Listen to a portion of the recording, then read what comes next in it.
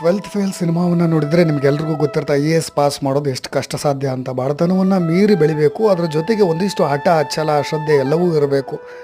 ಅದೇ ರೀತಿಯಾಗಿ 5 ಬಾರಿ ಸೋತು IAS ಪಾಸ್ ಮಾಡಿದಂತಹ ಬಾಲನಟಿ HS ಕೀರ್ತನ ಅವರ ಸಾಧನೆಯ ಕಥೆ ಇದು.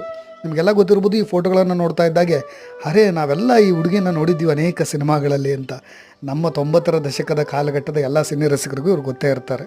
ಕರ್ಪೂರದ ಗೊಂಬೆ, ಗಂಗಾ ಯಮುನಾ, ಮುದ್ದಿನ ಹಳಿಯ, ಉಪೇಂದ್ರ, ದೊರೆ, ಚಿಗುರು, ಪುಟಾಣಿ ಏಜೆಂಟ್ ಅಂತಹ ಸಿನಿಮಾಗಳಲ್ಲಿ ನಟಿಸಿ ಬಹಳಷ್ಟು ಹೆಸರು ಮಾಡಿದ್ದಂಥ ನಟಿ.